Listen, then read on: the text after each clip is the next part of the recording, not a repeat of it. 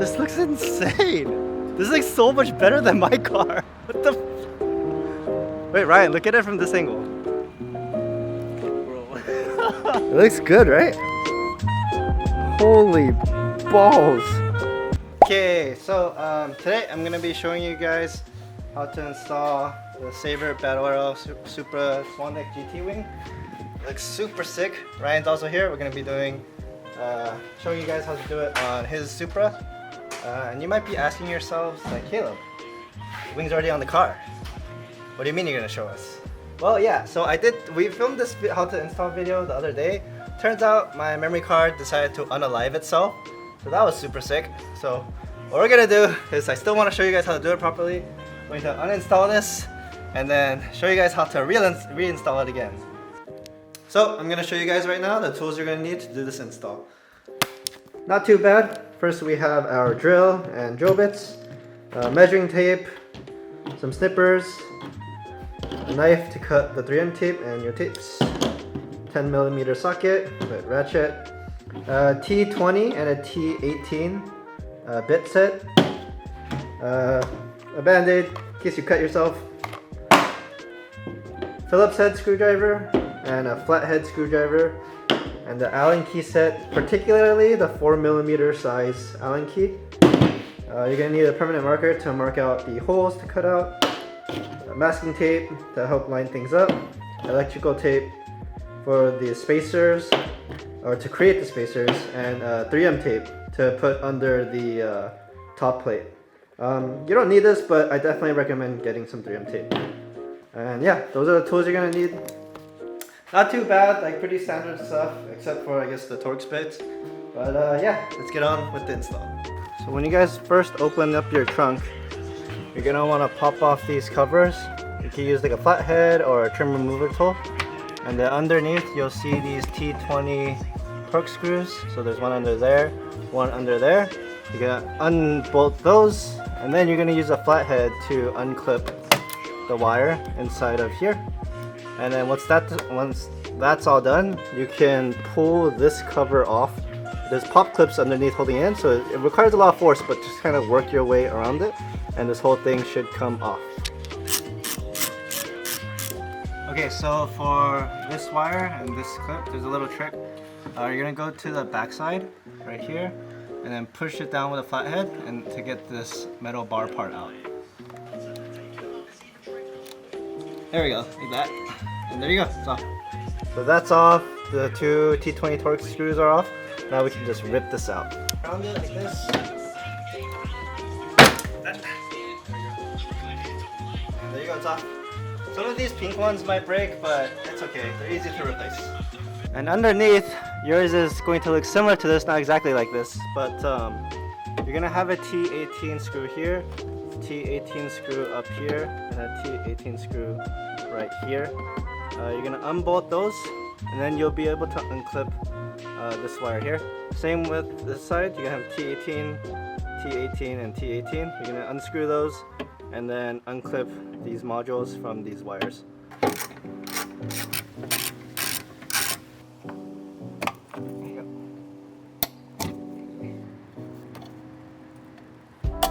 So here is the passenger side inner trunk bracket. It slips in like this.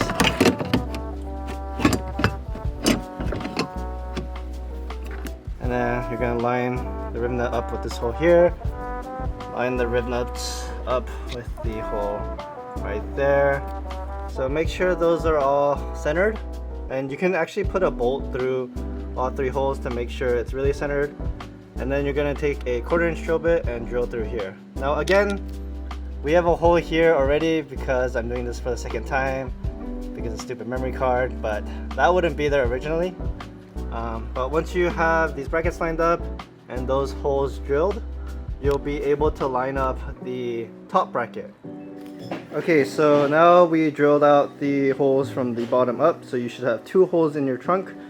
You're going to get the trunk brackets and place them onto the trunk and line up the inner center hole of the trunk brackets with the holes you just drilled. And guys, make sure the Sayber logo is facing the outside of the car and the 3 holes are in front and the single hole is towards the rear of the car.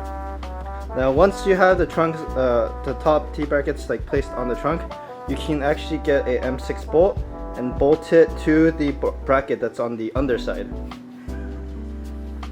So you're gonna do that for both sides. That's going to get you the trunk bracket a little bit more stable so it doesn't move around.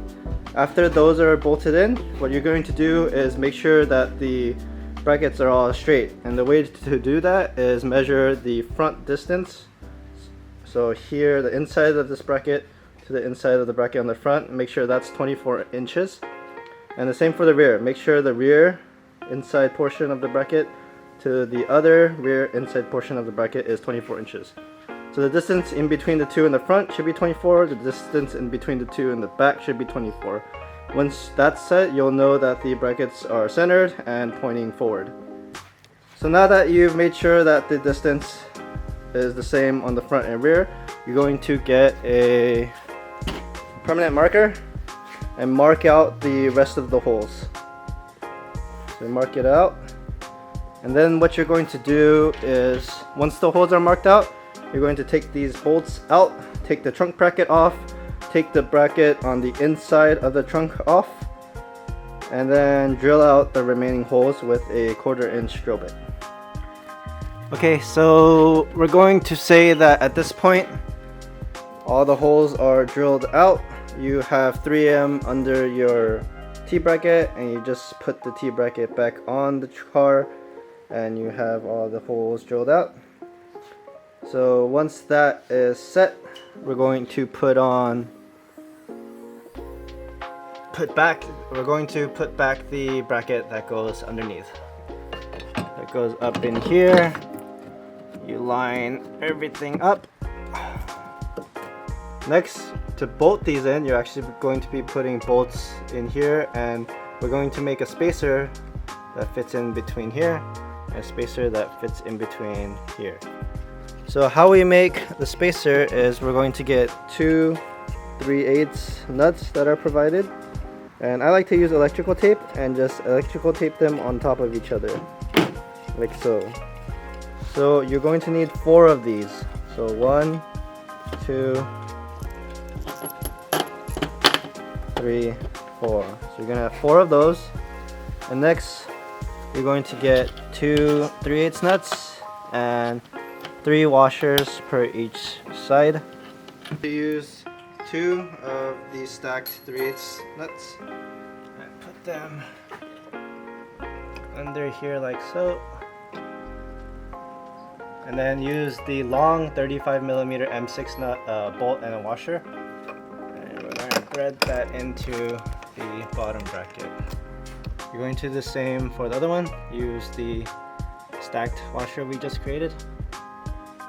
Shove that in under here, like so. And then use another 35mm long M6 bolt and washer and put that in there. So we're going to get a 3/8 nut and 3 of the washers and put them in the gap here for this portion of the bracket. So what I like to do is actually bring the trunk down so that this portion is level. Right? So once it's like this, you can slip the washer and nut inside. Just be really careful not to lose it. And then use the shorter M6 bolt and just thread it in. Okay, so we have both brackets bolted in, and just to reiterate, the 2 washers we made go to the 2 bolts up here, and these bolts are the longer 35mm M6 bolts that are included in the kit. You're gonna do that same for both sides, so right here and right here. And for this portion of the bracket, the bottom portion, you're going to use a 3/8 nut and 3 washers and the shorter M6 bolt to bolt this portion in. So that's same on this side, same on that side. And it's important not to tighten everything, just keep those kind of loosely bolted in because we need to make sure to install the top bracket too. Get the short M6 bolt and bolt all that in. Now that we have like all the bolts in everything's threaded in properly, we went ahead and tightened all these.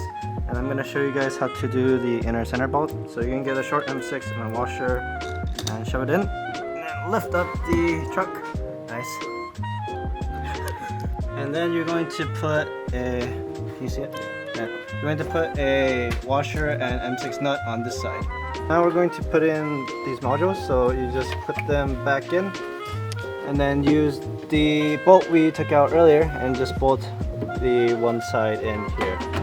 It's just going to be supported by that one bolt because we're using the other mounting points for the M6 bolts for the trunk bracket, but it should be fine. You're going to do that on both sides, put everything back together, and you should be good to go. Take the back side of the lock and push this tab up right here, and the wires should go right in like that. Easy. Once that's all set, you're just gonna put the torque screw back in, put the cover back on, and you're done with the bottom. It's like the, No, Ryan, that's the wrong way. It's like those. Oh my gosh! Don't do this. Don't do this.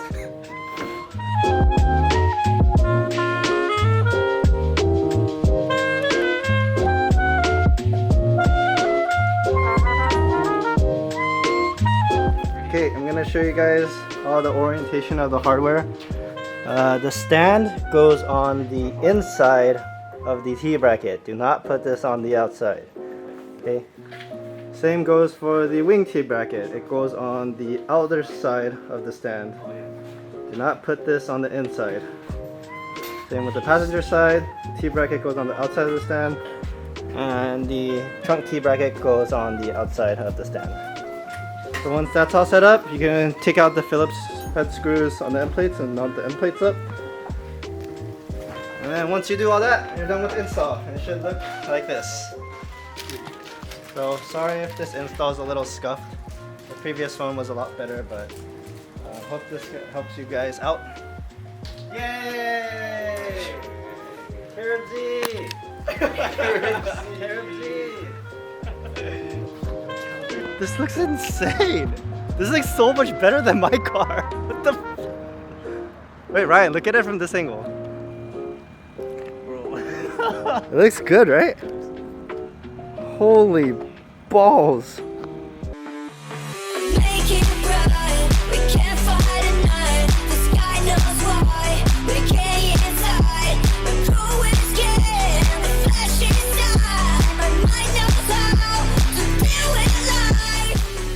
Okay, successful install, Ryan. Nice seeing you again. I love you. Okay, you didn't do anything, but alright, well, that's gonna complete it for the install. Hope it helps some of you guys out. This looks so crazy. The Barris track edition front lip, Sayber hood, Ing side skirt, Barris fenders, Ing's rear, and a Sayber wing. Not a bad build. I'm a little biased, but in red, this car pops like crazy. Anyways, thank you guys so much for watching. I'll see you guys in the next video. Hopefully I have my car back by then. Peace.